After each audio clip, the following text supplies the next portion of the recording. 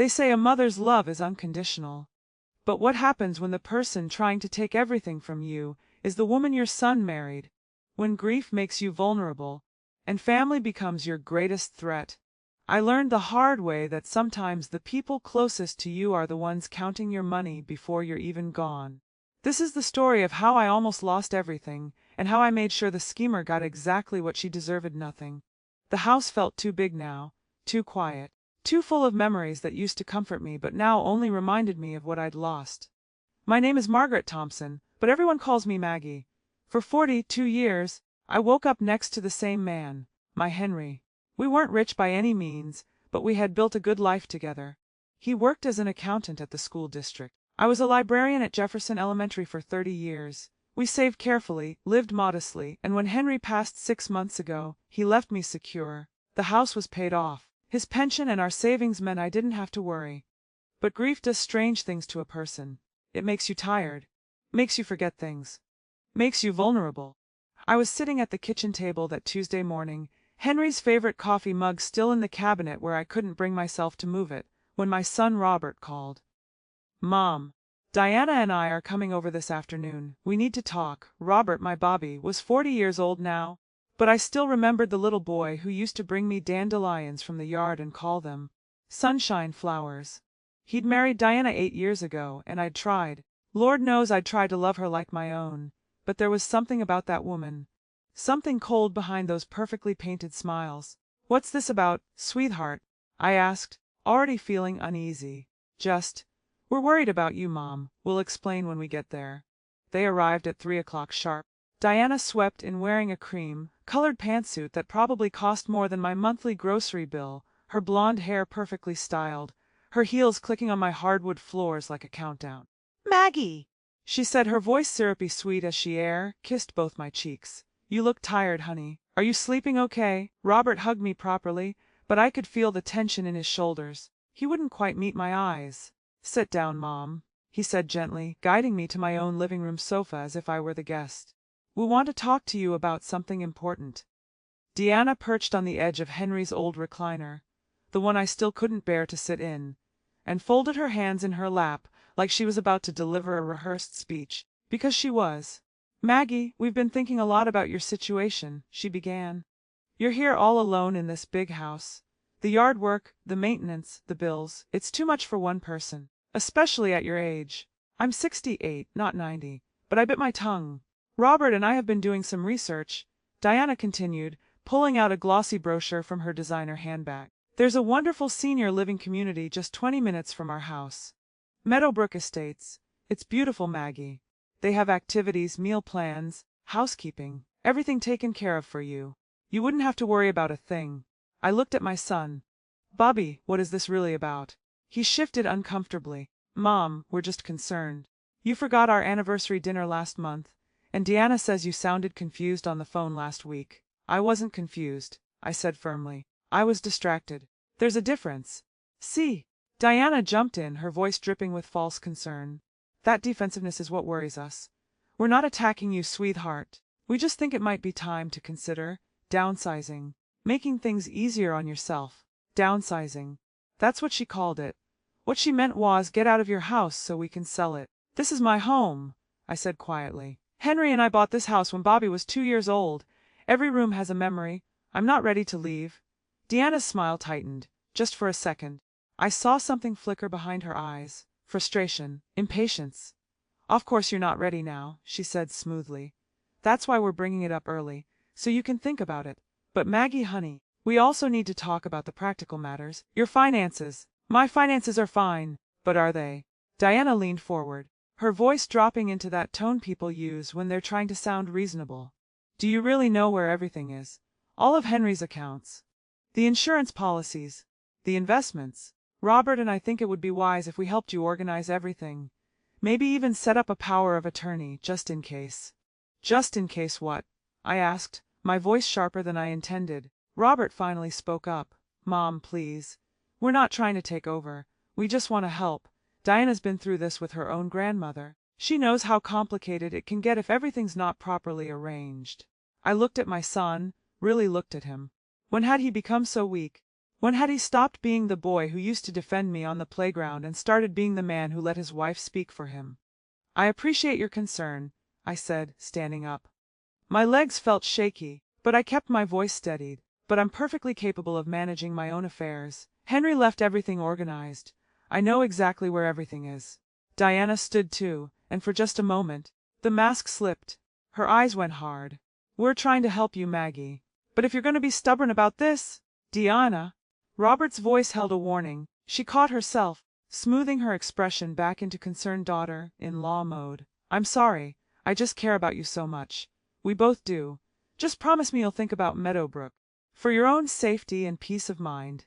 They left shortly after, Diana's heels clicking out the door like bullets. I locked the door behind them and stood in the hallway, my heart pounding. Something was very wrong. I could feel it in my bones. That night I couldn't sleep. I kept hearing Diana's voice. Your finances, power of attorney just in case. At 2 in the morning, I got out of bed and went to Henry's study. He'd kept meticulous records. Every bank statement, every insurance document, every investment report filed neatly in labeled folders. I pulled out our joint account statements and started reading. Everything seemed normal at first. Then I noticed something. 3 weeks ago, there had been an inquiry from Robert's name on our account. Not a transaction, just an inquiry. Someone checking our balance. My hands started to shake. I dug deeper into the files and found Henry's personal correspondence folder. There, tucked in the back, was an envelope with my name on it in Henry's handwriting. The seal was still intact. With trembling fingers, I opened it. My dearest Maggie, if you're reading this, I'm gone, and I'm so sorry to leave you. But I need to tell you something I couldn't say while I was alive without causing a family rift. I don't trust Diana. I never have. I've watched the way she looks at our home, our things, our bank statements when she thinks no one is watching. I've heard the way she talks to Robert about their future and what they're owed. Our son is a good man, but he's blind when it comes to her. She's got him wrapped around her finger, and I fear what might happen when I'm not here to protect you. Everything we built is yours, Maggie, not theirs. Don't let anyone pressure you or make you feel incapable. You're one of the sharpest women I've ever known. Trust your instincts. Protect yourself. Protect our legacy. And if Diana ever pushes too hard, remember this. I set up a separate account at City Trust Bank under just your name. Account number 847-2993-510. There's enough there to hire the best attorney in the state if you need one. The documents are in the safe deposit box, key taped under your jewelry box. I love you forever, Henry. I sat there in the darkness of Henry's study, tears streaming down my face, holding the letter against my chest. My husband had known. He'd seen what I'd been too grief-stricken to see clearly, and he'd protected me even after death. Diana thought she was clever. She thought I was a confused old widow who could be manipulated and pushed aside. She forgot that I'd been managing a library's budget for 3 decades. She forgot that I'd helped Henry prepare our taxes every year. She forgot that just because I was grieving didn't mean I was stupid. And most importantly, she forgot who actually controlled the finances. Me? As I sat there in the pre-dawn darkness, something shifted inside me. The fog of grief lifted just enough for clarity to break through. Diana wanted a war. She was going to get one. But this wouldn't be loud or dramatic. This would be the kind of battle I knew how to fight, quiet, calculated, and devastating. I folded Henry's letter carefully and put it back in its envelope. Then I went to my bedroom, found the jewelry box, and retrieved the key exactly where he said it would be. Tomorrow I would go to City Trust Bank. I would open that safe deposit box, and I would find out exactly what weapons my beloved husband had left me. Diana thought this was over. She had no idea it was just beginning. I didn't sleep the rest of that night. I sat in Henry's study until the sun came up, going through every document, every statement, every piece of paper he'd kept. My husband had been thorough, obsessively so, and now I understood why. At 9 o'clock sharp, I called my friend Sarah Chen. We'd taught together at Jefferson Elementary for 20 years before we both retired. If there was anyone in this world I could trust completely, it was Sarah. Maggie, is everything okay? Her voice was warm with concern. She'd been checking on me regularly since Henry's funeral. Sarah, I need your help with something. Can you meet me at City Trust Bank in an hour? There was a pause. Sarah knew me well enough to hear the tension in my voice. I'll be there in 45 minutes. I dressed carefully that morning. Not in the comfortable sweaters and elastic waist pants I'd been living in since Henry died. I put on the navy blue suit I used to wear to parent-teacher conferences. The one that made me look professional and capable.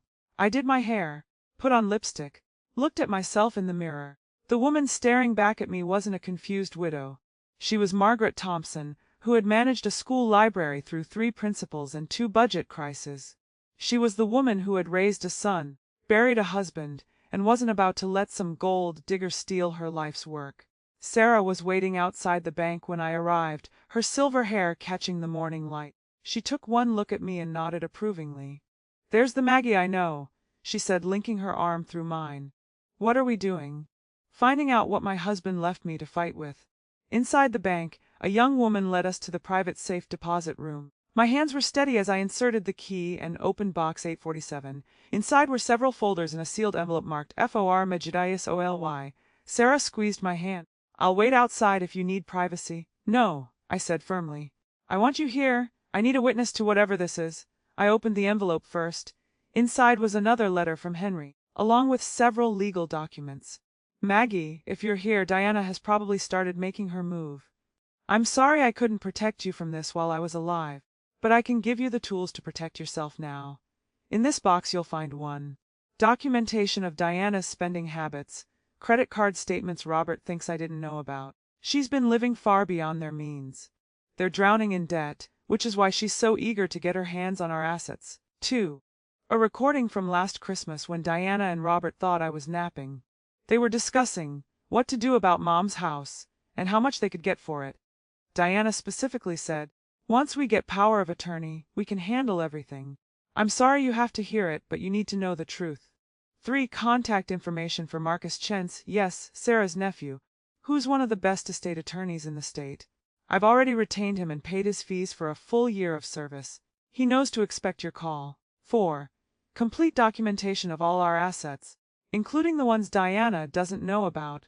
The investment account from my grandfather's inheritance, the property in Pine Grove that's been in my family for generations, and the bonds I bought in your name only. Maggie, our son is weak, but he's not evil. Diana has poisoned him against his better judgment. You need to protect yourself first. Robert can find his own way. Fight smart. Fight clean, but fight to win. All my love, Henry. I couldn't speak. I just handed the letter to Sarah and started going through the folders. The first folder contained credit card statements. Not ours, but copies Henry had somehow obtained of Robert and Diana's accounts. My hands shook as I read through them. Designer clothes, expensive restaurants, a weekend trip to Vegas that cost $8,000, a $6,500 handbag, all of this while Robert was working as a mid-level insurance adjuster, making maybe $70,000 a year. The total debt was staggering, over $115,000 across 6 credit cards. "Oh, Maggie," Sarah whispered, reading over my shoulder. The second folder contained the recording Henry mentioned. There was a small digital recorder and a note. Recorded December 23rd, during Christmas dinner preparation. With trembling fingers, I pressed play. Diana's voice came through crystal clear. "Robert, we need to talk about your mother." "Not now, Diana. It's Christmas." "That's exactly why we need to talk now." "How long are we supposed to wait?" "She's sitting on a gold mine while we're drowning. That house alone is worth at least $400,000 in this market. She's my mother. That's her home. And it's gonna be ours eventually anyway.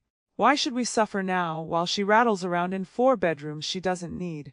We could sell that place, put her somewhere safe and supervised, and finally get ahead of these bills." "I don't know, Diana. Listen to me. My lawyer friend says if we can get power of attorney, we can make decisions for her best interest. All we need to do is show she's declining. A few documented incidents of confusion, maybe a doctor's note about memory issues. That's manipulative.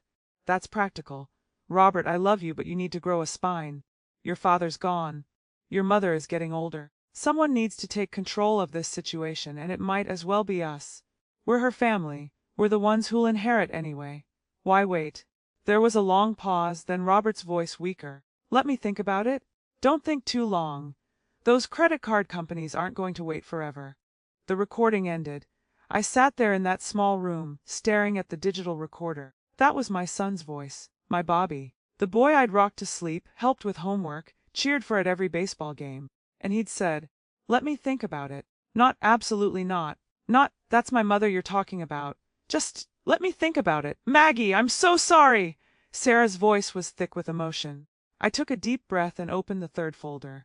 Inside was a business card for Marcus Chen, attorney at law, along with a note in Henry's handwriting. Already paid. Already briefed. Call him today. The fourth folder contained documents I'd never seen before. An investment account in my name only, worth over $280,000. A property deed for 15 acres in Pine Grove. Land that had been in Henry's family for 3 generations, now worth at least $300,000. And a collection of municipal bonds, all in my name, worth another $150,000. Sarah, I whispered, did you know Henry's family had money? She shook her head. Never talked about it. He was always so modest. I did the math in my head. Between the house, our joint savings, Henry's pension, and these hidden assets, I was looking at well over $1 million in total wealth. Diana hadn't just been trying to push me into a nursing home so she could take my house. She'd been trying to get control of an entire estate she didn't even know the full value of. And if she'd succeeded in getting power of attorney, she would have found out. She would have had access to everything. The thought made me physically ill. What are you going to do? Sarah asked quietly. I gathered all the documents, placed them carefully back in the folders, and closed the safe deposit box. When I looked at Sarah, I felt something I hadn't felt in months. Purpose. I'm going to call Marcus Chen. I'm going to protect everything Henry and I built. And I'm going to make absolutely certain that Diana gets exactly what she deserves, which is nothing from me. We left the bank together, and I felt different. Stronger. The grief was still there, heavy in my chest, but it was joined now by something else. Resolve.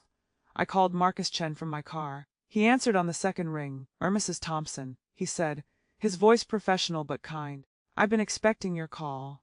My Uncle Henry briefed me thoroughly before he passed. I'm so sorry for your loss, and I'm here to help however I can. I need to see you today, I said. This afternoon if possible. I'll make time. Can you come to my office at 2? I'll be there.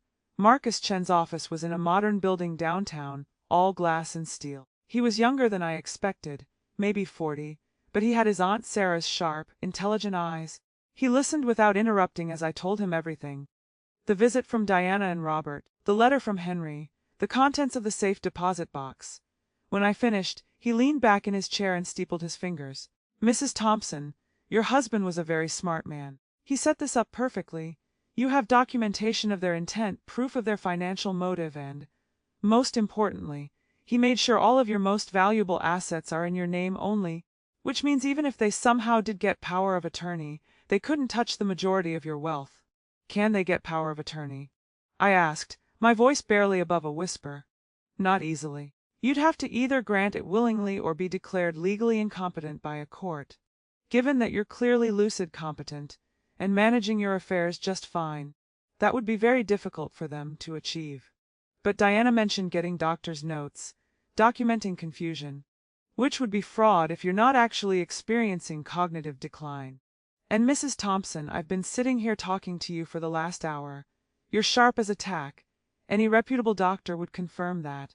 I felt some of the tension leave my shoulders. However, Marcus continued, I recommend we take proactive steps to protect you. First, I want to set up an irrevocable trust for your major assets. This removes them from your direct control, which sounds counterintuitive, but it actually protects them from being accessed, even with power of attorney. You'd name a trustee, someone you trust completely, to manage the trust according to your wishes. Sarah, I said immediately. Marcus smiled. Aunt Sarah would be an excellent choice. Second, I want you to have a full cognitive evaluation done by a neurologist. Not because I think there's anything wrong with you, but because we need documented proof of your mental competency dated right now, before Diana tries anything. Third, we're going to draw up an explicit healthcare directive and durable power of attorney naming someone other than Robert. Again, probably Sarah, so if you ever do need help, it's someone you've chosen, not someone who might have ulterior motives. How long will all this take? If we move quickly? 2 weeks. Maybe 3. Thompson, there's something else we need to discuss. Your relationship with your son. My throat tightened. What about it? Right now, you have the legal high ground. You have proof of their intent and their financial motive. But if you want to maintain any kind of relationship with Robert going forward, we need to think carefully about how we handle this. Do you want to completely cut him out of your life? Or do you want to give him a chance to choose you over Diana? I thought about Bobby. My little boy with the sunshine dandelions. The teenager who'd hugged me when his father worked late. The young man who'd asked me to dance at his wedding. I want to give him a chance, I whispered. Just one. Marcus nodded. Then here's what I suggest. We set up all the legal protections quietly. We don't tell Robert or Diana anything until everything is locked down tight. Then, once you're completely protected, you have a conversation with your son. Alone, no Diana. You show him what you know and you give him a choice. His mother or his wife's scheme. And if he chooses her, then at least you'll know you tried. And you'll be protected either way. I left Marcus's office 3 hours later with a plan, a timeline, and the first real hope I'd felt since Henry died. Over the next 2 weeks I was busier than I'd been in years. I had the cognitive evaluation, passed with flying colors. The neurologist even commented on my excellent memory. Sarah agreed to be my trustee and power of attorney without hesitation. Marcus worked his legal magic, drawing up documents and filing paperwork. And through it all, Diana kept calling. Just checking on you, Maggie. Did you think any more about Meadowbrook? We'd love to help you organize your finances, Mom. It would give us such peace of mind. Robert and I were talking, and we really think it's time to discuss your long-term care plan. I was polite but firm. I'm doing just fine, dear. But thank you for your concern. I could hear the frustration building in her voice with each call. She was getting impatient, which meant she was probably getting more desperate. On the 15th day, Marcus called me. It's done. Everything is signed, filed, and ironclad. Your trust is established with Sarah as trustee. Your will is updated. Your power of attorney is designated. You're protected, Mrs. Thompson. Thank you, Marcus. Now comes the hard part. Are you ready to talk to your son? I looked around my kitchen, the one Henry and I had remodeled together 15 years ago. I thought about all the breakfasts we'd shared at this table, all the conversations, all the laughter. Yes, I said. I'm ready. Remember, meet him somewhere neutral. Somewhere Diana can't show up. And Maggie, be prepared for this to go badly. Sometimes people choose the wrong thing, even when you give them every chance to choose right. I called Robert that evening. Bobby, I need to talk to you. Just you. Can you meet me for coffee tomorrow morning at Rosie's diner? There was a pause. Is everything okay, Mom? That's what we need to discuss. 10 o'clock. Come alone. Deanna's gonna want to. Robert, my voice was firm. This is between you and me, your mother and her son. If you can't come alone, don't come at all. Another pause, longer this time. Okay, Mom. I'll be there. I hung up and sat in the silence of my kitchen. Tomorrow I would find out if my son was still the boy who brought me sunshine flowers, or if Diana had turned him into someone I didn't recognize. Either way, I was ready. Henry had given me the weapons. Marcus had given me the armor. Tomorrow, I would find out if I'd need to use both. I arrived at Rosie's diner 20 minutes early. It was a small place on Main Street, the kind with red vinyl booths and a counter where locals sat reading the morning paper. Henry and I used to come here every Saturday morning for pancakes. The waitress, Rosie herself, recognized me immediately. Maggie Thompson, honey, it's been too long. She wrapped me in a hug that smelled like coffee and cinnamon. I was so sorry to hear about Henry. Thank you, Rosie. I managed a smile. Could I get a booth in the back? I'm meeting my son. Her eyes lit up. Bobby's coming. Oh, I haven't seen that boy in years! I'll save you the corner booth. Nice and private. I ordered coffee and sat facing the door, my purse beside me containing copies of everything I'd found. The credit card statements, the recording, the documents. My hands were steady, but my heart was racing. At 10:03, Robert walked through the door. He looked tired. There were circles under his eyes I hadn't noticed before, and he'd gained weight, stress weight, the kind that settles around your middle when you're not sleeping well. He was wearing a rumpled button-down shirt and khakis. He scanned the diner, spotted me, and his expression was guilty. That look told me everything I needed to know even before he sat down. Mom. He slid into the booth across from me and wouldn't quite meet my eyes. Bobby. I reached across the table and took his hand. It was the same hand I'd held when he was 5 and scared of the dark, when he was 12 and his best friend moved away, when he was 22 and his first girlfriend broke his heart. Thank you for coming alone. He pulled his hand back gently. Deanna wasn't happy about it. She thinks you're trying to turn me against her. Am I? He finally looked up at me. Are you? I took a deep breath and pulled the envelope from my purse. Bobby, I'm going to show you some things. And after you see them, I'm going to ask you one question. But before I do, I need you to know something. I love you. You're my son. Nothing will ever change that. But I need you to be honest with me about what's been going on." His face went pale. "Mom, I don't know what you—" "Please, just listen." I slid the first document across the table, the credit card statements. "Your father somehow got copies of these before he died. Over $115,000 in credit card debt. Is this accurate?"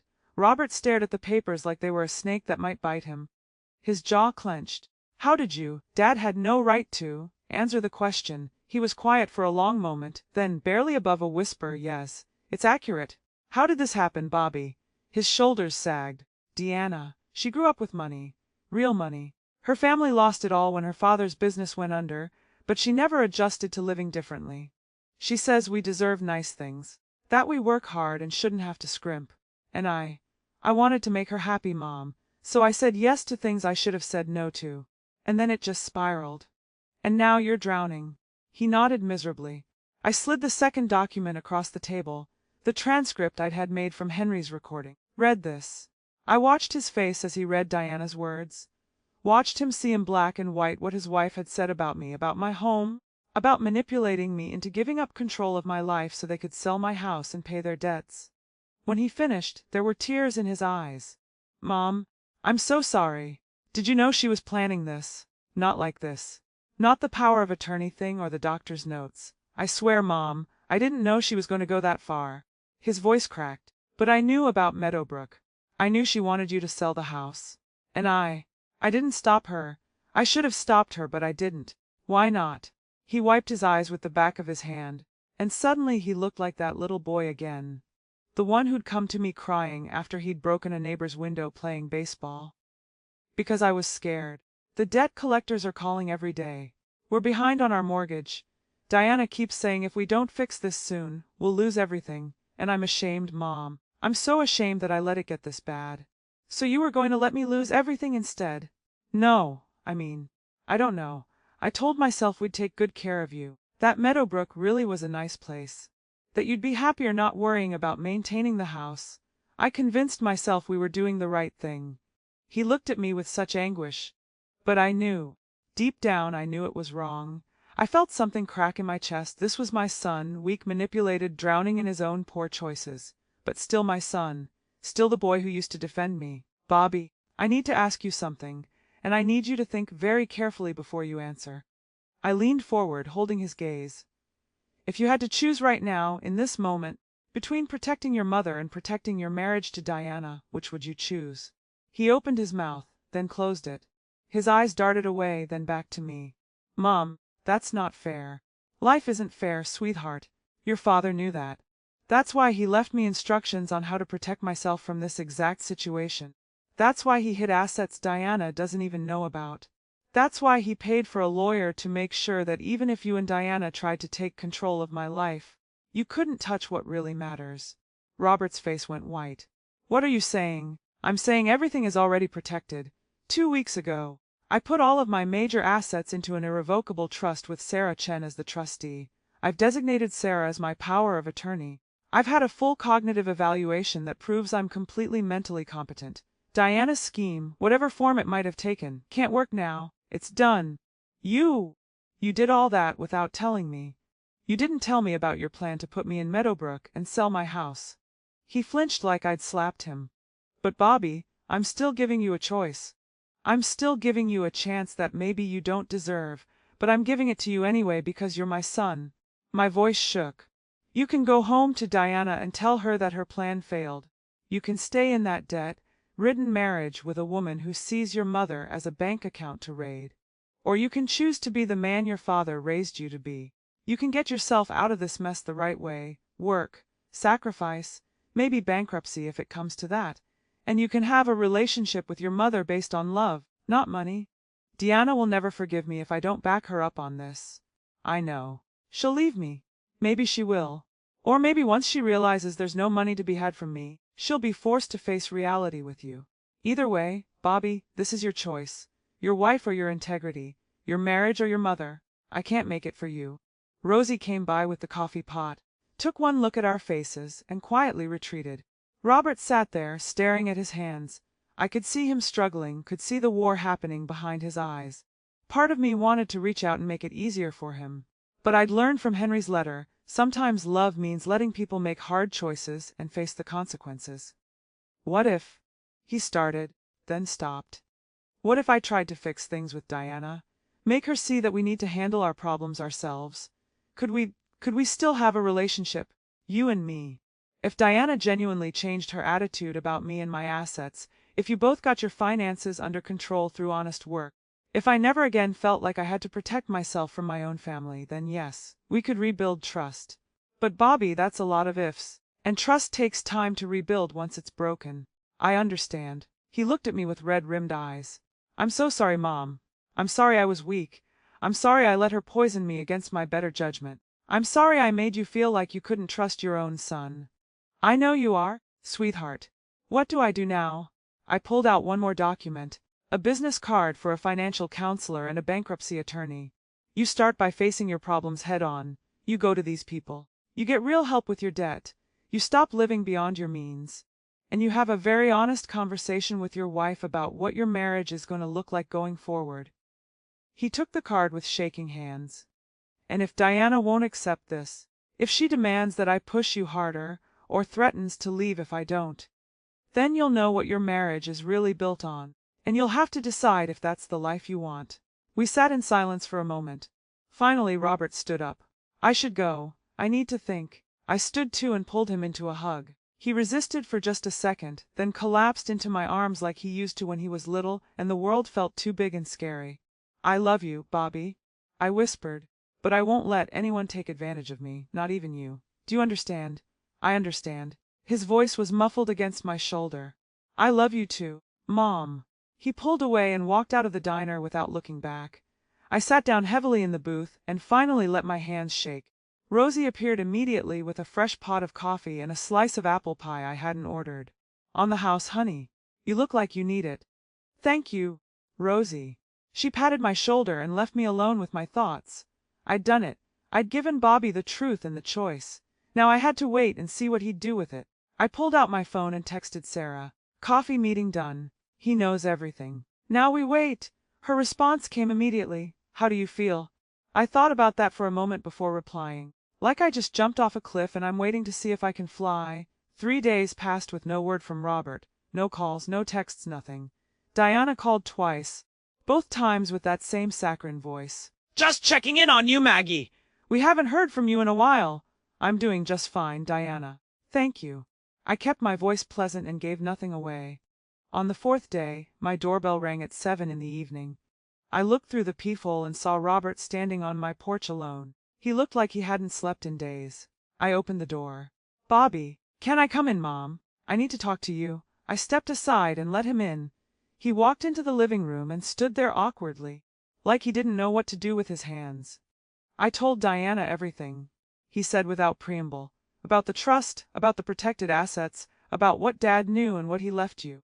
I showed her the credit card statements and the transcript of the recording. My heart was pounding. And she lost her mind.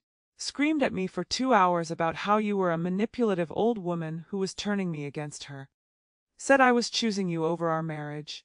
Told me I was weak and pathetic, and that if I didn't demand you reverse the trust and give us access to help with our family emergency, she wanted a divorce. I closed my eyes. Oh, Bobby. So I called the financial counselor you recommended, made an appointment for next week. Then I called the bankruptcy attorney, and made an appointment with him too. He looked at me with something that might have been the beginning of strength. And then I told Diana that she could either come with me to those appointments and face our problems together, or she could file for divorce. But I was done letting her dictate how I treated my mother. What did she say? She's at her sister's house. She said she needs time to think about whether she can stay married to someone who would betray her like this. He laughed bitterly. After everything, she still thinks I'm the one betraying her. I guided him to the couch and sat down beside him. How do you feel? Terrified, relieved, ashamed, free, I don't know. All of it at once, I guess. He turned to look at me. I know I don't deserve your forgiveness, Mom. I know I have a lot to prove. But I want you to know, I'm done choosing wrong. I'm done being weak. Whatever happens with Diana, I'm going to fix my life the right way. And I'm never, ever going to make you feel like you can't trust me again. I took his hand. That's all I wanted to hear, sweetheart. That's all your father wanted too. We sat there together in the quiet of the house where I'd raised him, and for the first time in months, I felt something like peace. But I should have known it wouldn't be that easy. Diana wasn't the type to give up without a fight, and when people get desperate, they do desperate things. 2 days later, I found out just how desperate Diana was willing to get.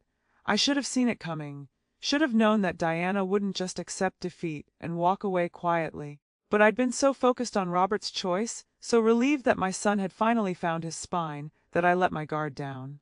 It was a Tuesday afternoon. I'd just gotten home from the grocery store and was putting away the milk when my doorbell rang. Through the peephole, I saw a woman I didn't recognize, professionally dressed, carrying a leather portfolio, standing next to a man in a suit. I opened the door with the chain still on. "Can I help you?" The woman smiled warmly.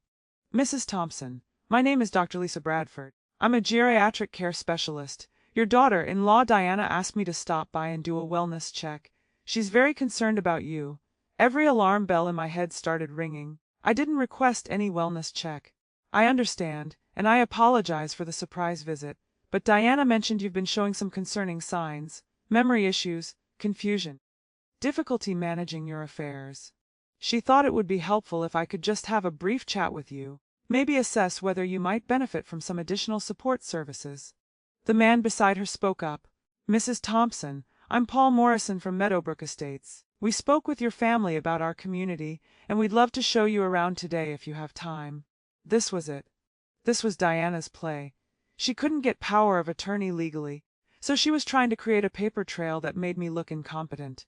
A doctor's assessment showing cognitive decline, combined with a care facility tour, all arranged by my concerned family. "I appreciate your concern," I said calmly, "but I'm not interested. I haven't authorized any assessment, and I'm not touring any facilities. Please leave my property." Dr. Bradford's smile tightened. Mrs. Thompson, I understand this might feel overwhelming, but your family is genuinely worried. Would you at least be willing to answer a few quick questions, just to ease their minds?" "No. Please leave." "Mom, with all due respect, refusing medical assessment can be a sign-off." I said no. "I have my own doctor, and I'm perfectly capable of managing my own health care. If you don't leave right now, I'm calling the police." The man from Meadowbrook put his hands up in a placating gesture. "We're not trying to upset you, Mrs. Thompson. We're just trying to help." I closed the door and locked it, then immediately called Marcus Chen. "Mrs. Thompson, what's wrong?" I told him about the visitors. I could hear the anger in his voice when I finished. "She's trying to create documentation that you're refusing care, which she can then use to argue you're not capable of making sound decisions. It's a manipulation tactic, and it's disgusting. But don't worry, you did exactly the right thing by refusing. I'm going to make some calls." 20 minutes later, as I was still standing in my kitchen trying to calm down, my phone rang. It was Diana. "Maggie, I just heard that you refused to meet with Dr. Bradford. I'm so disappointed. We're just trying to help you. Be ambushing me with strangers I never agreed to see." Her voice turned cold. "You're being paranoid, Maggie. This is exactly what I'm talking about. You're not thinking clearly. A competent person would welcome an assessment to prove they're fine. A competent person knows they have the right to refuse unwanted medical evaluations in their own home. We're trying to take care of you." "No, Diana. You're trying to manufacture evidence that I need a guardian. But it won't work. I already have documented proof from a neurologist that I'm perfectly competent. Your little stunt today just proves what you're really after." There was a long silence. When Diana spoke again, all pretense of concern was gone. Her voice was pure venom. "You've turned my husband against me. You've poisoned him with your paranoia and your accusations. Robert and I were fine until you started filling his head with lies." "I didn't tell him any lies. I showed him his own credit card statements and let him listen to your own words on a recording. The truth poisoned him, Diana, not me. That recording was obtained illegally. By my husband, in his own home with his own equipment. Completely legal. Marcus Chen already confirmed it. You bitter old woman. You can't stand that your son has a life of his own, can you? You want to keep him under your thumb forever." I felt my anger rising but kept my voice level. "What I can't stand is watching someone manipulate my son and try to steal everything his father and I worked for. What I can't stand is a woman who sees her husband's elderly mother as nothing more than an ATM. How dare you? How dare I, Diana? You were planning to have me declared incompetent so you could sell my house and raid my accounts to pay for your shopping addiction. You wanted to warehouse me in a nursing home so you could spend my money on designer handbags and Vegas vacations. Don't you dare act like you have the moral high ground here. Robert is going to realize what you've done. He's going to see that you're tearing this family apart. Robert already knows everything, and he made his choice. He chose to be an honest man instead of your accomplice. I could hear her breathing hard on the other end of the line. This isn't over, Maggie. You think you're so smart with your lawyers and your trusts, but I will find a way. That money should be ours. We're your family. We deserve it. You deserve exactly what you've earned, Diana, which is nothing. She hung up on me. I stood there shaking, the phone still in my hand when it rang again. This time it was Robert. Mom, I'm so sorry. I just found out what Diana did with the doctor and the care facility guy. I swear I didn't know she was planning that. I know, sweetheart. Are you okay? Deanna just called me screaming. She said you were cruel to her, that you accused her of terrible things, that you're trying to destroy our marriage. His voice was thick with exhaustion. I told her I heard the recording myself. I saw the credit card statements. I told her everything you said was true and she needed to stop. What did she say? She said I had to choose. Right now, either I demand that you give us access to your money to help us out of this debt, or she's filing for divorce tomorrow. My heart sank. Oh, Bobby, I told her to file. His voice cracked. Mom, I told her to file. I said I'd rather lose my marriage than lose my integrity. I'd rather be broke and honest than rich and ashamed. Tears sprang to my eyes. I'm proud of you, son. I don't feel very proud. I feel like I've destroyed everything. My marriage, my finances, my relationship with you. You haven't destroyed your relationship with me. You've saved it. And Bobby, everything else can be rebuilt. Debt can be paid off. You can start over. But integrity, once you lose that, it's so much harder to get back. Dad would be disappointed in me. Your father would be disappointed in the choices you made, yes. But he'd be proud of the choice you're making now. That's what matters. We talked for another hour. I made him promise to stay with Sarah's son Marcus for a few days, just until things settled down with Diana. I didn't trust her not to do something rash. It was good that I didn't trust her. The next morning at 6 a.m., I woke to the sound of someone pounding on my door. I grabbed my robe and hurried downstairs, looking through the peephole. Diana stood on my porch, still in yesterday's clothes, her makeup smeared, her hair disheveled. She looked unhinged. Open the door, Maggie! We need to talk. Deanna, it's 6 in the morning. Go home. This is MY home! This should be MY house! Robert and I should be living here, not you. She started pounding harder, and I could hear her voice rising to a scream. You stole my life. You stole my husband. You're a selfish, manipulative old witch, and I hope you rot in that house alone. I pulled out my phone and dialed 911. This is Margaret Thompson at 427 Elmwood Drive. My daughter-in-law is on my property banging on my door and screaming threats. I need police assistance. Deanna must have heard me through the door because the pounding stopped. I heard her yell, You're calling the cops on me. On your own family? You're not my family, Diana. You're someone who tried to rob me. The police arrived 12 minutes later. By then, Diana had moved to my driveway and was sitting on the ground, crying hysterically. She told the officers I'd stolen her husband, that I'd manipulated Robert into abandoning her, that I was a cruel woman who'd destroyed her marriage. One of the officers, a young woman named Officer Martinez, came to talk to me while her partner dealt with Diana. Mrs. Thompson, can you tell me what's going on here? I gave her the brief version. The debt, the scheme to get power of attorney, Robert's choice to be honest, Diana's increasingly erratic behavior. Do you want to press charges for trespassing or harassment? I looked out at Diana, still sitting in my driveway, mascara running down her face, screaming about how unfair life was. She looked like exactly what she was, a desperate woman who'd bet everything on the wrong hand and lost. Not today, I said quietly. But I want this documented. I want it on record that she came here, that she made threats, that this happened. Officer Martinez nodded. We'll file a report, and Mrs. Thompson, if she comes back, call us immediately. Don't engage with her. This kind of situation can escalate. They removed Diana from my property. She left still screaming that it wasn't fair, that the money should be hers, that I'd stolen her future. After they were gone, I sat in my kitchen with a cup of tea, my hands finally steady again, and I thought about Henry. About his letter warning me this would happen. About how he'd protected me even after death. You were right, honey, I whispered to the empty kitchen. You were right about all of it. My phone buzzed with a text from Marcus Chen. Officer Martinez called me. Heard what happened. Are you okay? Do you want to pursue a restraining order? I texted back, I'm fine. Let's wait and see if she tries again. But yes, start the paperwork for a restraining order. I want it ready if we need it. Then I texted Sarah, can you come over? I could use a friend right now. She arrived 30 minutes later with cinnamon rolls from the bakery, and a hug that reminded me I wasn't alone in this fight. That woman has completely lost it, Sarah said, sitting across from me at the kitchen table. But Maggie, you stood your ground. You protected yourself. Henry would be so proud. I just want this to be over, I admitted. I want my life back. I want to grieve my husband in peace. I want to not feel like I'm under siege in my own home. I will be over soon. Diana's showing her true colors to everyone now. Robert sees it. The police see it. She's got no cards left to play. But Sarah was wrong. Diana had one card left, and she was about to play it. 3 days after Diana's meltdown on my driveway, things went quiet. Too quiet. No calls, no surprise visits, no more ambushes. It made me nervous. She's planning something. I told Marcus during our phone check-in. Deanna's not the type to just give up and disappear. I agree, Marcus said. I've been doing some digging. She hasn't filed for divorce yet, which surprises me. After her ultimatum to Robert, I expected her to follow through immediately. What does that mean? It means she's either reconsidering, or she's regrouping for another attempt. How's Robert doing? He's staying with you, isn't he? Yes, and he's actually doing well.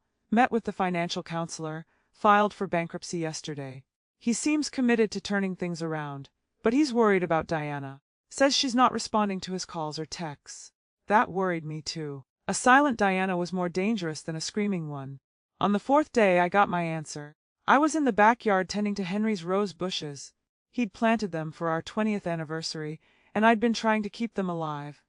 When my phone rang, it was a number I didn't recognize. Mrs. Thompson, this is Janet Whitmore from Adult Protective Services. We've received a report of elder abuse and neglect at your residence, and I need to schedule a home visit to investigate. My blood went cold. Excuse me. We received a detailed complaint from a family member expressing serious concerns about your living conditions, your mental state, and allegations that you're being financially exploited by a friend who's isolated you from your family. These are very serious allegations, and we're required by law to investigate. Who filed this report? I'm not at liberty to say, but it was someone who claims to be very concerned about your welfare. Can we schedule a time for me to come to your home tomorrow? I knew exactly who had filed it, and I knew this was Diana's endgame. If APS found me in a vulnerable state, if she could paint Sarah as an exploiter who'd isolated me and taken control of my finances, she might be able to get the trust invalidated. Yes, I said calmly. You can come tomorrow at 10 o'clock. And Ms. Whitmore, you should know that I have an attorney who will be present during your visit. I also have complete documentation of my mental competency, my financial situation, and the actual reasons behind this complaint. There was a pause. Mrs. Thompson, you're not in trouble. We're just trying to ensure your safety. I understand, and I will cooperate fully. But I will also protect my rights. My attorney is Marcus Chen. Would you like his contact information? After I hung up, I immediately called Marcus. Then I called Sarah. Then, after a moment's hesitation, I called Robert. Mom, what's wrong? Deanna filed a report with Adult Protective Services claiming I'm being abused and exploited. She what? I could hear the fury in his voice. That's insane. That's a lie. I know it is, sweetheart, and we're going to prove it. But I need you to be prepared. This is Diana's last attempt to discredit the trust and get access to my money. She's going to claim that Sarah manipulated me, that I'm not mentally competent, that the whole thing was done under duress. What can I do? You can come with Marcus tomorrow when APS visits. You can tell the truth about what's really been happening. You can be my son instead of her husband. I'll be there. Mom, I'm so sorry. This is all my fault. If I'd never married her. Bobby, we can't change the past. We can only deal with what's in front of us. And right now, what's in front of us is one final battle. After this, it's over. I promise. The next morning, my house looked exactly like what it was, the tidy, well-maintained home of a competent woman. I'd made sure of it. Fresh flowers on the table, bills organized in their folder, refrigerator stocked, Not a dish in the sink. Marcus arrived at 9:30 dressed in his lawyer best. Sarah came at 9:45 carrying a folder of her own documents. Robert showed up at 9:50, looking nervous but determined. Janet Whitmore from APS arrived exactly at 10 o'clock. She was a woman in her 50s with kind eyes and sensible shoes, someone who'd probably seen every type of elder abuse situation imaginable. Ms. Thompson, thank you for seeing me. I see you have quite a support team here. This is my attorney, Marcus Chen, my friend and trustee, Sarah Chen, and my son, Robert Thompson. Whitmore's eyebrows rose slightly at the word trustee, but she simply nodded and sat down at my kitchen table. Mrs. Thompson, I need to ask you some questions about your living situation, your health, and your finances. I also need to see your home. Is that acceptable? Completely acceptable. I have nothing to hide. For the next hour she asked me questions. Who did my shopping? I did, though Sarah sometimes joined me. Who managed my medications? I did. I had a simple pill organizer for my blood pressure medication and vitamins. Who handled my bills? I did, though Sarah, as my trustee, had oversight of the trust accounts. Then she asked about the trust. Mrs. Thompson, the complaint alleges that you were pressured into signing over control of your assets to Mrs. Chen here. Can you tell me about how that trust was established? I looked her straight in the eye. The trust was established on my initiative. After I discovered that my daughter-in-law was planning to manipulate me into giving her power of attorney so she could sell my house and access my money to pay her credit card debts. Ms. Whitmore's pen stopped moving. I see. That's quite an accusation. It's not an accusation, it's a documented fact. I nodded to Marcus, who slid a folder across the table. This contains credit card statements showing over $115,000 in debt accumulated by my son and daughter-in-law. It also contains a transcript of a recording made by my late husband in which my daughter-in-law explicitly discusses getting power of attorney and selling my house to pay those debts. Finally, it contains a letter from my husband warning me this would happen and instructing me on how to protect myself. Ms. Whitmore read through the documents, her expression growing more serious with each page. Mrs. Thompson, did anyone force you or pressure you to establish this trust? Absolutely not. I chose to protect my assets after I learned what was being planned. I chose Sarah as my trustee because she's been my friend for over 20 years and has no financial interest in my estate. And I did all of this after having a complete cognitive evaluation by Dr. Richard Stevens, a neurologist who certified that I am fully mentally competent. Marcus slid another document across the table, the neurologist's report. Robert spoke up, his voice shaking slightly. Ms. Whitmore, I'm the son. I need to tell you the truth. My wife Diana, she's the one who filed this report. And she filed it because my mother protected herself from a scheme that Diana and that we were part of planning.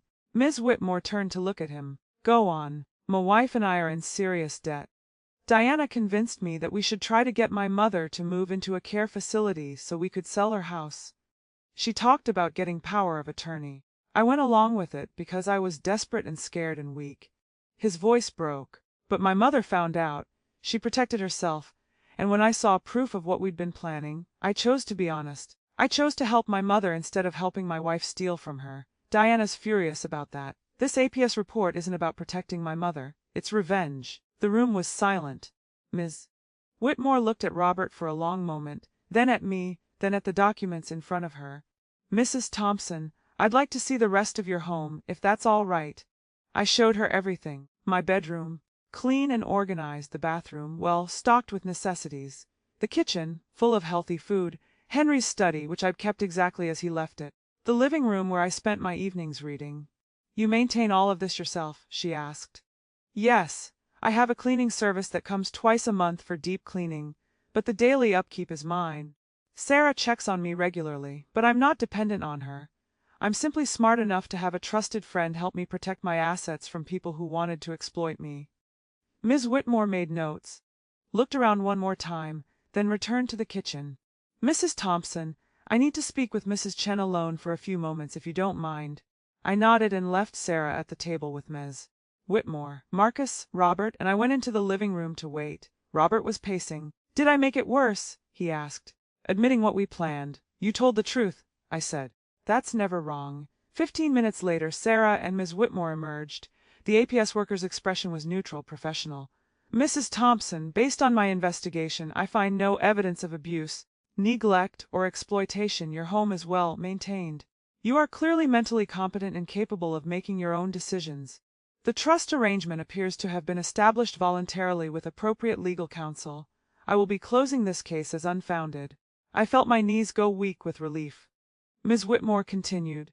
However, I am obligated to note in my report that this complaint appears to have been filed maliciously by a family member with a financial motive. That's a serious matter. Filing false reports wastes government resources and can be prosecuted. Will you be taking action against my daughter-in-law? I asked. That's not my decision, but my report will be forwarded to the appropriate authorities. What they choose to do with it is up to them. She handed me her card. Mrs. Thompson, if you do experience any genuine concerns in the future, please don't hesitate to contact us. But I think you're in good hands. After she left, I collapsed onto the couch. Marcus was grinning. Sarah had tears in her eyes. Robert just looked exhausted. It's over, Marcus said. Deanna just played her last card and it didn't just fail, it backfired. She's now on record with APS as filing a false elder abuse report. If she tries anything else, she'll face criminal charges. So what happens now? I asked. No, you live your life. Diana has nothing left. No leverage, no schemes, no plays. She's done. Robert sat down beside me. Mom, I need to tell you something. While you were showing Ms. Whitmore around, Diana called me. She wanted to know if her APS complaint was working. My stomach tightened. What did you tell her? I told her it was over, that the investigator saw through it, that she'd been caught filing a false report. And I told her I was filing for divorce, and that if she ever came near you again, I'd testify against her in court. How did she react? She screamed that I was choosing you over her, just like she predicted. She said I'd regret this, that I'd end up broke and alone, and I'd have no one to blame but myself. He looked at me with red eyes. And you know what, Mom? I told her that broke and alone with my integrity was better than rich with a woman who'd scheme against my own mother. Then I hung up. I pulled my son into a hug, and for the first time in months, I felt like I had my Bobby back. Your father would be proud, I whispered. I hope so. I've got a long way to go to make up for what I did. But I'm going to do it right, Mom. I promise. Over the next week, things finally started to settle. Diana filed for divorce, citing irreconcilable differences. Robert didn't contest it. He moved into a small apartment, started his new job at a different insurance firm, and began the slow process of rebuilding his life. Marcus confirmed that the APS report had been forwarded to the district attorney's office. While they likely wouldn't prosecute Diana for a first offense, it was on her record. If she ever tried something like this again with anyone, she'd face serious consequences.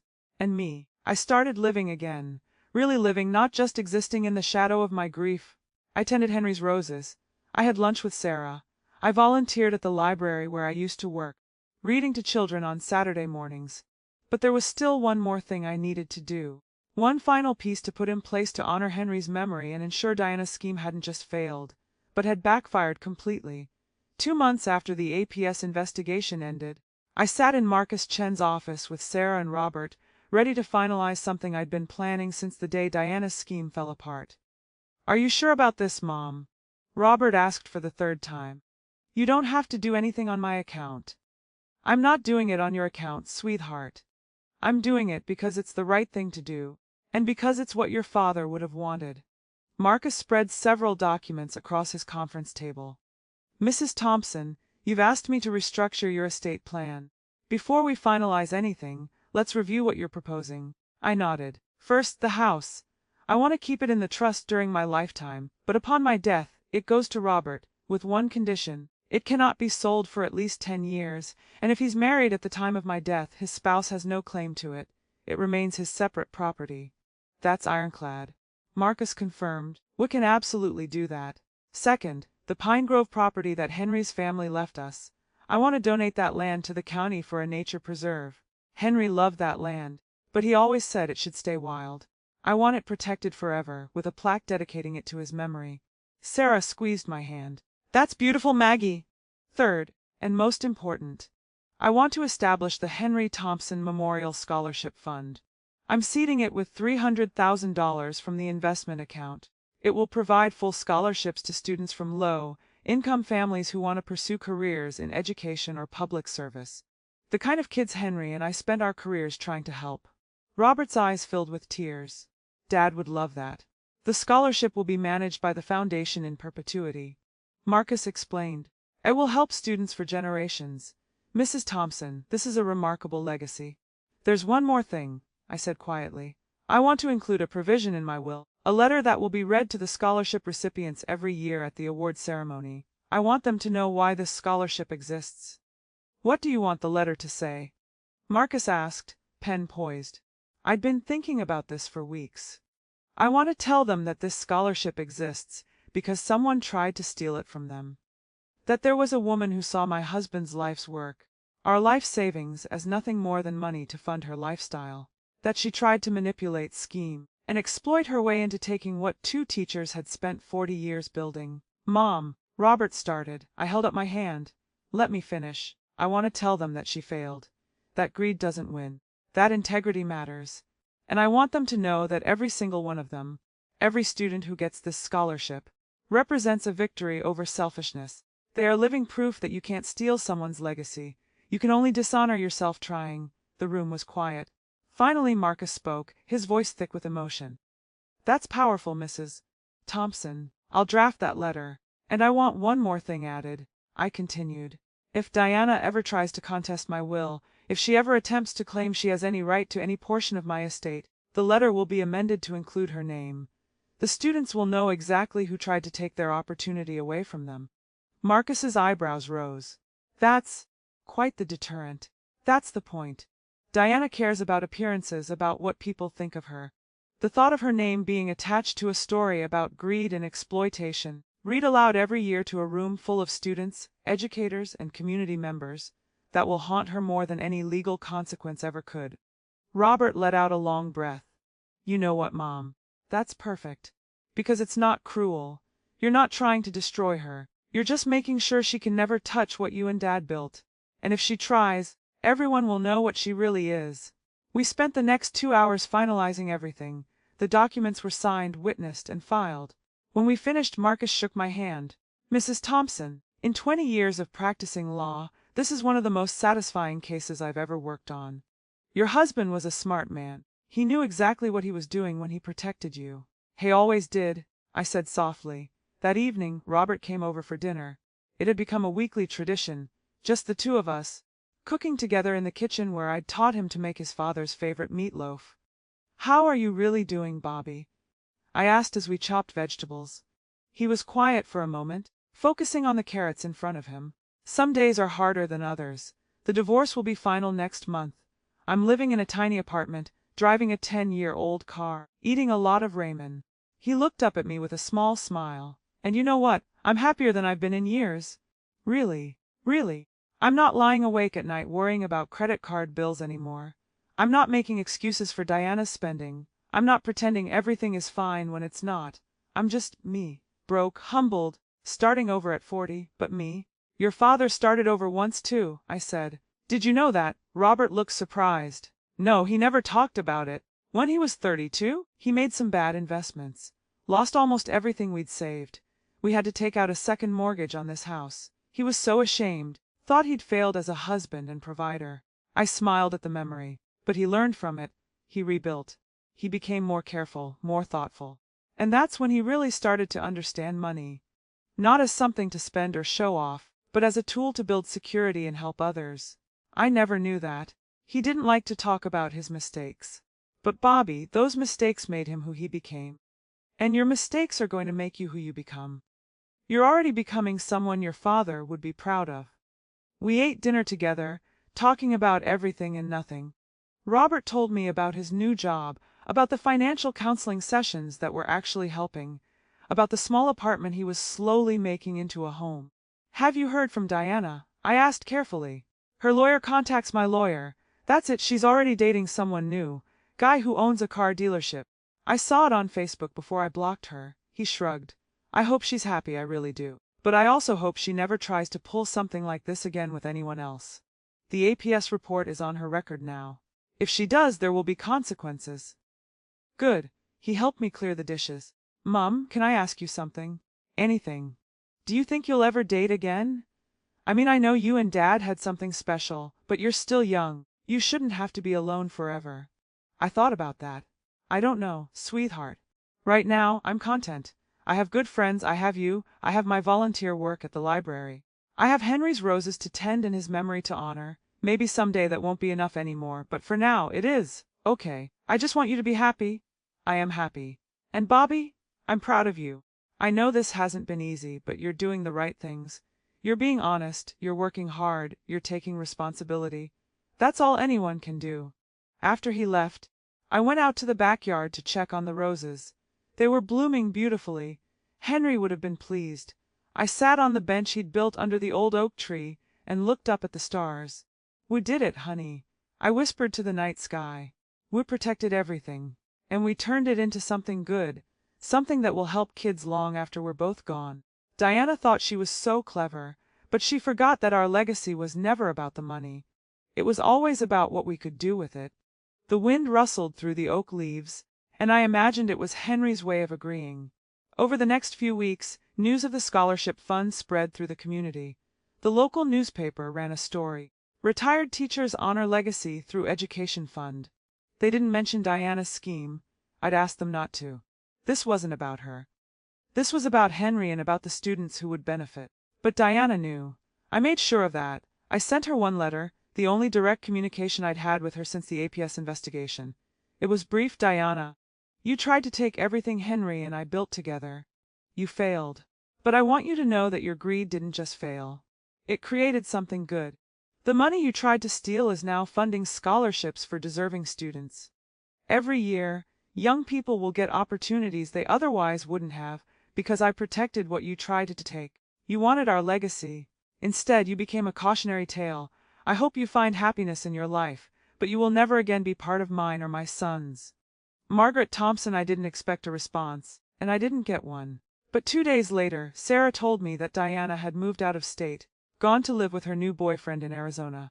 Good riddance, Sarah said. Let her be someone else's problem. The scholarship fund launched in the fall.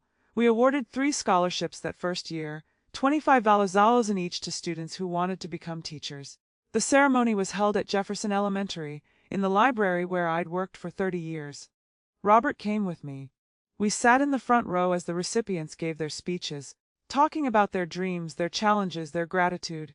A young woman named Maya spoke last. She'd grown up in foster care, worked 2 jobs to help pay for community college, and dreamed of becoming a special education teacher. I never thought I'd be able to afford a 4-year university, she said, her voice shaking with emotion. I'd pretty much given up on that dream. But this scholarship, it's not just money, it's someone believing in me. It's knowing that people I never met cared enough about education to make sure people like me could pursue it. Mr. and Mrs. Thompson, wherever you are, thank you. I promise I'll make you proud. I couldn't stop the tears. Robert put his arm around me and pulled me close. Dad's here, he whispered. He's seeing this, and he's so proud. After the ceremony, I met each of the scholarship recipients.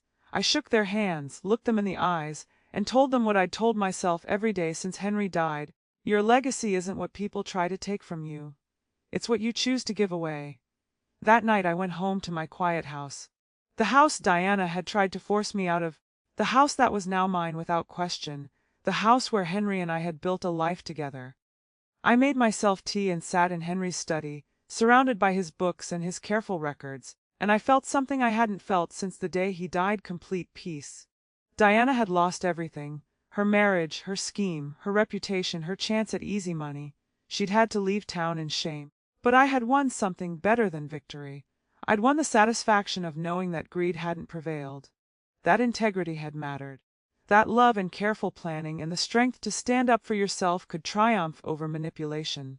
And most importantly, I'd won the knowledge that Henry's legacy, our legacy, would live on in the students we'd help, the teachers they'd become, the lives they'd touch. Diana had thought she was so clever. She'd thought she could manipulate a grieving widow and steal everything. She forgot that I was Margaret Thompson, librarian, teacher, fighter, survivor. She forgot that I had Henry watching over me even after death. She forgot that some things are more valuable than money, and she forgot who controlled the finances. Me. Always me. 1 year after the scholarship fund launched, I woke up on what would have been Henry's 70th birthday. The house was quiet, filled with morning light streaming through the windows he'd always loved to keep unobstructed. Let the sunshine in, Maggie, He used to say, "Life's too short to live in the dark." I made coffee in his favorite mug. I'd finally allowed myself to use it, and went out to the rose garden. The roses were more beautiful than ever. I'd learned things about caring for them that Henry never taught me, discovered a talent I didn't know I had. Sometimes loss forces you to grow in unexpected ways. My phone buzzed with a text from Robert. "Happy birthday, Dad. Miss you. Mom, can I come by this afternoon? I have something to show you. Of course, sweetheart. Come for lunch." Over the past year, I'd watched my son transform. The bankruptcy had been finalized. He'd sold everything he didn't need: the boat he and Diana had bought on credit, the expensive furniture, the designer watches. He'd moved into that tiny apartment and slowly, painfully rebuilt his life on a foundation of honesty instead of pretense. His divorce had been finalized 6 months ago. Diana hadn't contested anything. She couldn't afford to. Her new boyfriend in Arizona had apparently figured out what she was pretty quickly and ended things. Last I heard, she was working as a receptionist somewhere and living with a roommate. I didn't take pleasure in her downfall, but I didn't mourn it either. Everyone reaps what they sow. Robert arrived at noon carrying a folder and wearing a smile I hadn't seen in years. "You look happy," I said, hugging him at the door. "I am happy, Mom. Really, genuinely happy." He followed me into the kitchen, where I'd made sandwiches and his favorite potato salad. "I got some news yesterday." "Good news, I hope." "The best news. You know how I've been working with that financial counselor, and taking those evening classes in financial planning." "Yes, you mentioned it." "Well, I passed my CFP exam. I'm now a certified financial planner." His eyes shone with pride. "And Mom, my boss offered me a position in their financial wellness division. I'll be counseling people who are struggling with debt, helping them the way my counselor helped me. The pay is better, and I'll actually be using what I learned from my mistakes to help other people avoid the same ones." I felt tears spring to my eyes. "Bobby, that's wonderful. Your father would be so proud. There's more." He opened the folder and pulled out a document. "I signed the papers on a house yesterday. Nothing fancy, a small 3-bedroom in the Oak Park neighborhood. But it's mine. Well, it will be mine in 30 years when the mortgage is paid off." He laughed. "I'm doing everything right this time, Mom. 20% down payment, conventional loan, monthly payment I can easily afford. No keeping up with anyone, no pretending to be something I'm not." "Can I see it?" "I was hoping you'd ask." "Can we go after lunch?" The house was small but charming, a 1960s ranch with a neat yard and a porch that needed some work. Robert walked me through it, pointing out what he loved about it. The original hardwood floors, the updated kitchen, the basement he could finish himself. "And look at this, Mom." He led me to the backyard. "It backs up to a greenbelt. No neighbors behind me. Just trees and trails. And there's space for a garden." "Are you going to plant roses?" He smiled. "I was thinking about it. Maybe you could teach me how to care for them properly. I'd like to have something growing that reminds me of Dad, of what you and he built together." "I'd love that, sweetheart." We spent the afternoon making plans for his new house. As we talked, I realized something: Robert wasn't just rebuilding his life. He was building a better one based on real values instead of fake appearances.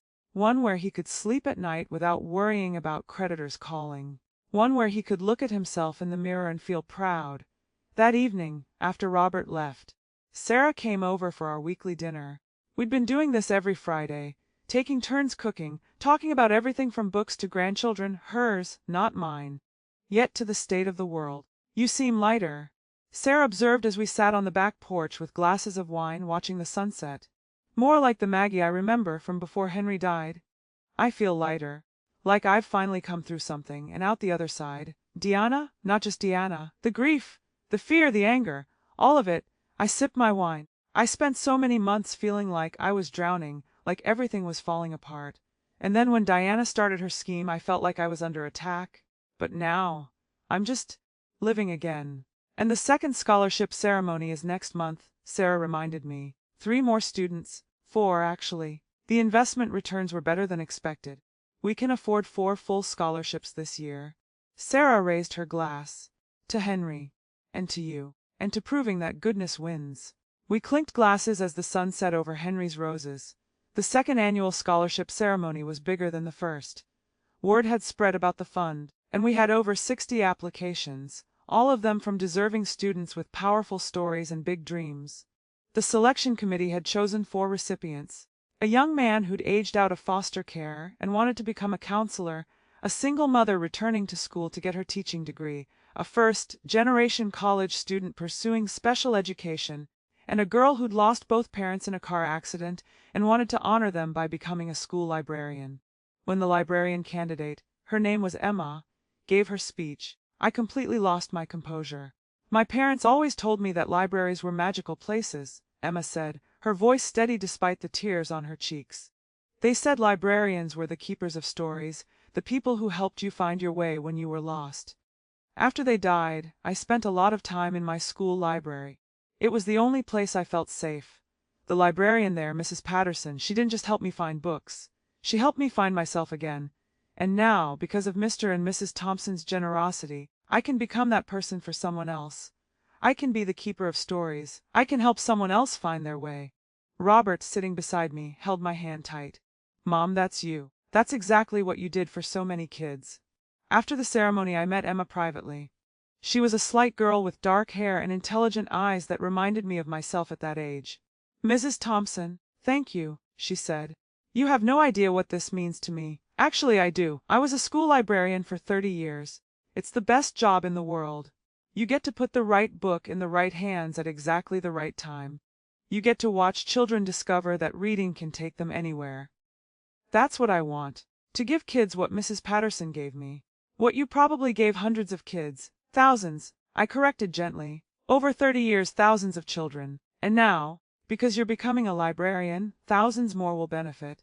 That's how legacy works, Emma. It multiplies. She hugged me then, this girl I'd just met, and whispered, I won't let you down. You couldn't if you tried. That night, I updated the journal I'd been keeping since Henry died. Marcus had suggested it. Documentation of everything that happened, in case Diana ever tried anything again. But it had become more than that. It had become a way to process everything, to see how far I'd come. I wrote about the ceremony, about Emma's speech, about Robert's new house. And then I wrote something I'd been thinking about for a while. Henry, my love, a year ago I was so angry. Angry at you for leaving me. Angry at Diana for trying to steal from us. Angry at Robert for being weak. Angry at the world for being unfair. But tonight, I'm grateful. Grateful that you loved me enough to protect me even after death. Grateful that you taught our son values that eventually won out over his weaknesses. Grateful that Diana's greed failed, because in failing it created something beautiful. 4 more students tonight, 4 more lives changed. 4 more people who will go out and make the world better because you and I spent 40 years saving and planning and being careful with what we had. Diana wanted our money, she got nothing. But these students, they're getting everything. They're getting opportunity and hope and a chance to become who they're meant to be. I think you'd say that's a pretty good return on investment. I miss you every day. But I'm not drowning anymore. I'm living, and I'm making sure that what we built together keeps growing, keeps helping, keeps mattering.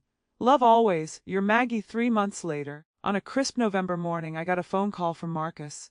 Mrs. Thompson, I have interesting news. Diana's attorney contacted me. My heart sank. What does she want now? She wants to drop a letter off for you.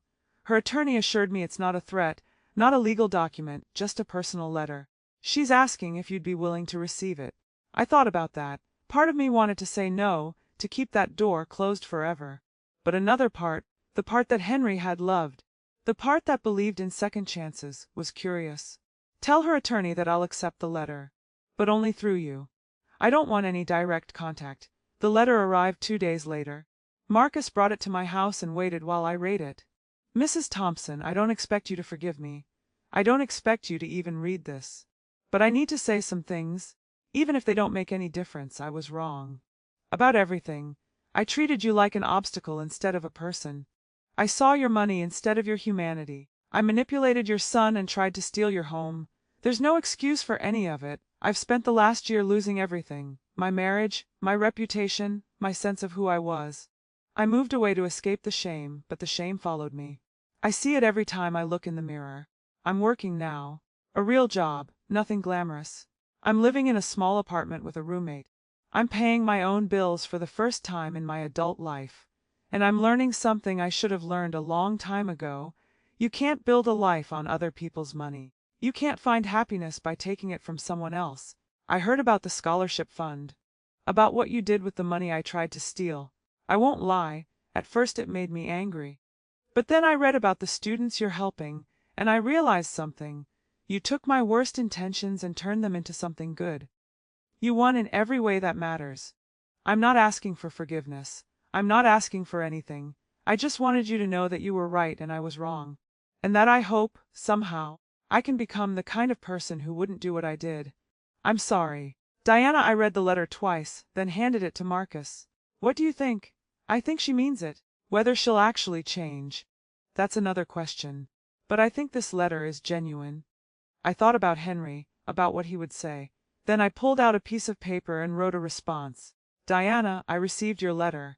I appreciate your honesty. I won't pretend what you did didn't hurt. It did. Deeply. But I also won't pretend that holding on to anger serves me in any way. It doesn't. You're right. I turned your worst intentions into something good. That wasn't revenge. It was survival. It was choosing to honor my husband's memory and my own values instead of letting your actions define my life. I hope you do become a better person. Not for my sake, but for yours. Everyone deserves a chance to learn from their mistakes and grow. You're young enough to build a completely different life. An honest one. I won't forget what you did, but I also won't let it take up any more space in my life than it already has. I'm moving forward. I suggest you do the same. I don't wish you ill. I simply wish you gone from my thoughts. Margaret Thompson. I sealed the letter and gave it to Marcus to deliver. Then I let it go. All of it. The anger, the betrayal, the fear. I let it all go like leaves falling from a tree in autumn, making room for new growth. That Christmas Robert hosted our family dinner at his new house. Just the two of us, Sarah and Marcus. We ate too much, laughed often, and toasted Henry's memory. To the man who thought of everything, Marcus said, raising his glass. To the man who loved me enough to protect me when he couldn't be here to do it in person, I added. To Dad, Robert said quietly, who taught me what really matters, even when I was too stupid to listen. To new beginnings, Sarah finished. After dinner, Robert walked me out to my car. The night was cold and clear. Stars brilliant overhead. Mom, I have something to tell you.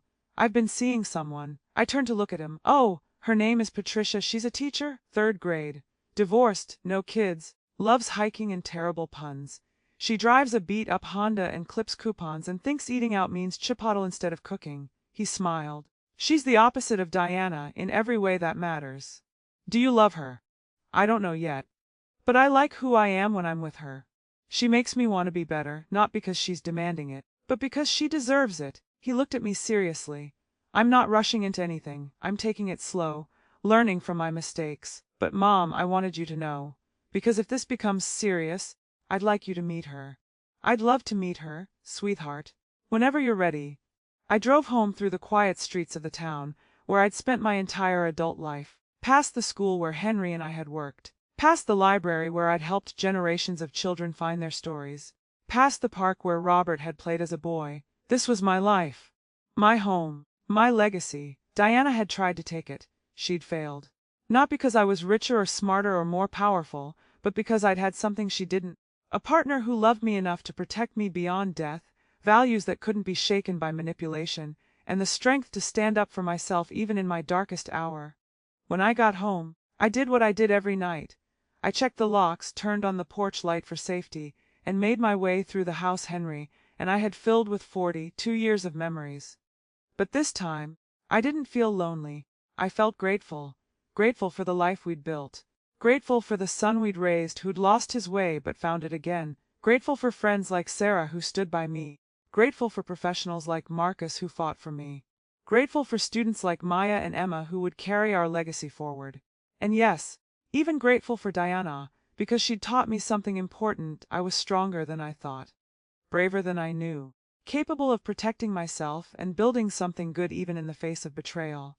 I poured myself a cup of tea and sat in Henry's study, surrounded by his books and his careful records, and I felt him there with me, not as a ghost, but as a presence, in the security he'd provided, in the wisdom he'd left behind, in the love that still surrounded me even though he was gone. "Oo did good, honey," I whispered to the quiet room. She thought she was clever, but she forgot something important. She forgot that love is stronger than greed, that integrity outlasts manipulation, that you can't steal someone's legacy, you can only dishonor yourself trying. Outside, the wind rustled through the oak tree. Inside, I sat in peace, finally whole again after a year of heartbreak and battle. Diana had wanted everything I had. Instead, I turned her greed into scholarships, her manipulation into strength, her betrayal into clarity. She'd thought she was so clever. She forgot who controlled the finances, and she forgot that the best revenge isn't destruction, it's living well, loving deeply, and leaving the world better than you found it. That's exactly what I intended to do with whatever years I had left. And in doing so, I'd prove once and for all that Henry Thompson's widow was nobody's fool. I was Margaret Thompson, librarian, teacher, fighter, survivor, scholarship founder, and keeper of a legacy that would outlive us all. And I was just getting started.